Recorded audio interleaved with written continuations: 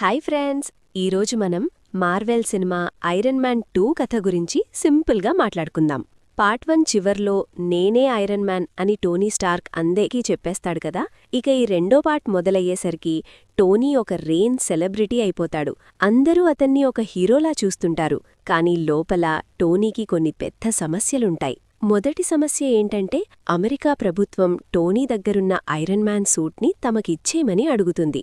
కాని టోనీ మాత్రం ఇది నా టెక్నాలజీ, నా సొంతం, ఎవరికీ ఇచ్చేది లేదు అని మొండిగా చెప్తాడు. రెండో సమస్య టోనీ ప్రాణాలకే ముప్పు.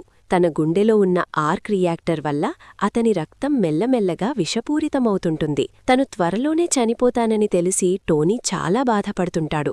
కాని ఆ విషయం ఎవరికీ చెప్పడు. సరిగ్గా అప్పుడే రష్యా నుండి ఇవాన్ వాంకో అనే ఒక విలన్ వస్తాడు. టోనీ తండ్రి తన తండ్రిని మోసం చేశాడని పగతో ఉంటాడు. ఒక రేసింగ్ ట్రాక్ మీద టోనీని దారుణంగా అటాక్ చేస్తాడు. ఈ గొడవల్లో టోనీ ఫ్రెండ్ రోడీకి టోనీకి మధ్య మనస్పర్ధలొస్తాయి. దాంతో రోడీ ఒక సూట్ తీసుకుని వెళ్లిపోయి వార్ మెషీన్లా మారిపోతాడు.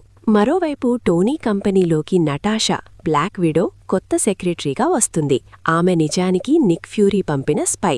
నిక్ ఫ్యూరీ వచ్చి టోనీకి తన తండ్రి పాత రీసెర్చ్ గురించి చెప్తాడు.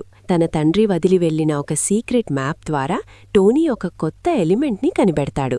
దీనివల్ల టోనీ ప్రాణాలు దక్కడమే కాకుండా ఐరన్ మ్యాన్ సూట్ ఇంకా పవర్ఫుల్ అవుతుంది. చివరగా విలన్ ఇవాన్ టోనీ బిజినెస్ శత్రువుతో కలిసి చాలా రోబోలతో సిటీ మీద దాడి చేస్తాడు. అప్పుడు ఐరన్ మ్యాన్, వార్ మెషీన్ ఇద్దరూ కలిసి ఆ రోబోలని, ఆ విలన్ని ఎలా ఓడించారనేదే మిగిలిన కథ. అలా టోనీ మరోసారి ప్రపంచాన్ని కాపాడి రియల్ హీరో అనిపించుకుంటాడు. ఇది ఐరన్ మ్యాన్ 2 కథ. ఈ వీడియో నచ్చితే లైక్ చేయండి, షేర్ చేయండి, కామెంట్ చేయండి. అండ్ మన ఛానల్కి సబ్స్క్రైబ్ చేయడం మాత్రం మర్చిపోకండి.